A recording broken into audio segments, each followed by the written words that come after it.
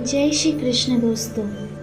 ब्रह्मा जी बोले, मेघ की सी कांति से युक्त विद्युत वर्ण का वस्त्र धारण करने वाले, अमृत तुल्य मीठी वाणी बोलने वाले, परात पर वंशीधारी मयूर पिच्छ को धारण करने वाले भगवान श्री कृष्ण को उनके भ्राता बलराम सहित नमस्कार है।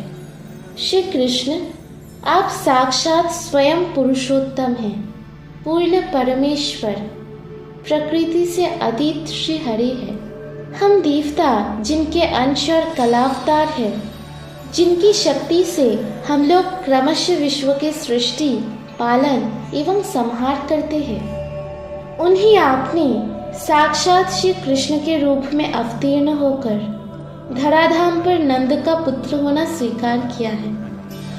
आप प्रधान गोप बालकों के साथ गोप वेश में वृंदावन में गोचारण करते हुए विराज रहे हैं। करोड़ों कामदेव के समान रमणीय, तेजोमय, कौस्तुभधारी, श्याम वर्ण, पीत वस्त्रधारी वंशीधर ब्रजेश, राधिका पति, निकुंज बिहारी, परम सुंदर श्री हरि को मैं प्रणाम करता हूँ, जो मेघ से निर्लिप्त आकाश के समान प्राणियों के देह में क्षेत्र के रूप से स्थित है, जो अधियज्ञ एवं चैत्य स्वरूप है, जो माया रहित है और जो निर्मल भक्ति तथा प्रबल वैराग्य आदि भावों से प्राप्त होते हैं, उन अधिदेव हरि को मैं वंदना करता हूँ। सर्वज्ञ, जिस समय मन में प्रबल रजोगुणों का उदय होता है, उसी समय मन संकल्प विकल्प करने लगता है। संकल्प विकल्प के वंशीभूत मन में ही अभिमान का उत्पत्ति होती है और वही अभिमान धीरे धीरे बुद्धि को विकृत कर देती है।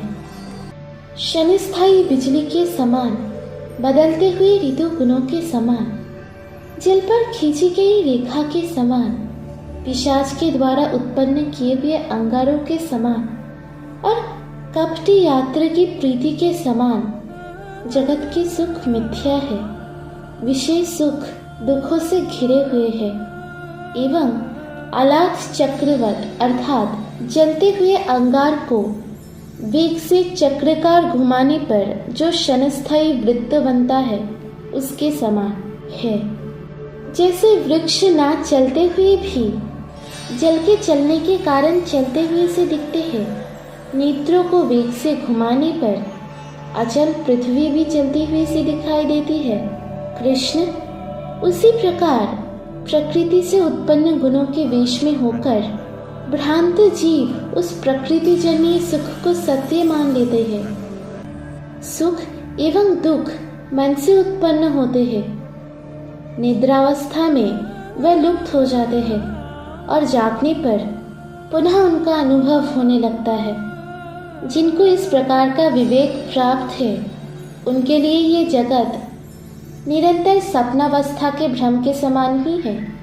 ज्ञानी पुरुष ममता एवं अभिमान का त्याग करके सदा वैराग्य से प्रीति करने वाले तथा शांत होते हैं। जैसे एक दिए से सैकड़ों दिए उत्पन्न होते हैं, वैसे ही एक परमात्मा से सब कुछ उत्पन्न हुआ है। ऐसी तात्विक दृष्टि उनकी रहती है। भक्त निर्धूम अग्नि शिखा की भांति गुणमुक्त एवं आत्मनिष्ठ होकर हृदय में ब्रह्मा के भी स्वामी भगवान वासुदेव का भजन करते हैं। जिस प्रकार हम एक ही चंद्रबिंब को अनेक घरों के जल में देखते हैं, उसी प्रकार आत्मा के एकात्मता का दर्शन करके श्रेष्ठ परमहंस भी कृतार्थ होते हैं। निरंतर स्तवन करते रहने पर भी वेद जिनके महात्मा का षोडश का भी ज्ञान नहीं प्राप्त कर सके, तब त्रिलोकी में उन श्री हरि के गुणों का वर्णन भला दूसरा कौन कर सकता है। मैं 4 मुखों से देवादिदेव महादेव जी, 5 मुखों से तथा 1000 मुख वाले शेष जी, अपने सहस्त्र मुखों से जिनकी स्तुति सेवा करते हैं, वैकुंठ निवासी विष्णु, सीरो देशाई, साक्षात हरि और धर्मसूत नारायण ऋषि उन गोलोकपति आपकी सेवा किया करती है। आहा मुरारे, आपकी महिमा धन्य है। भूतल पर उस महिमा को ना मुनिगण जानते हैं ना मनुष्य ही। सुर, असुर तथा 14 मनु उसे जानने में असमर्थ है। ये सब सपने में भी आपके चरण कमलों के दर्शन पाने में असमर्थ है। गुणों के सागर, मुक्तिदाता, परात पर रमापति, गुणेश, ब्रजेश्वर श्रेष्ठ श्री हरि को मैं नमस्कार करता हूँ। तात्वूल, राज रंचित, सुंदर मुख से सुशोभित, मधुर भासी, पके हुए बिंब फल के समान लाल लाल अधरों वाले, स्मिता हास्य युक्त, कुंद कली के समान शुभ्र दंत पंक्ति से जगमगाते हुए, नील अलकों से आवृत, कपोलों वाले, मनोहर कांति तथा झूलते हुए स्वर्ण कुंडलों से मंडित श्री कृष्ण की मैं वंदना करता हूँ। आपका परम सुंदर रूप मनमथ के मन को भी हरने वाला है। मेरे नेत्रों में सर्वदा मकर कुंडलधारी श्याम कलेवर श्री कृष्ण के उस रूप का प्रकाश होता रहे।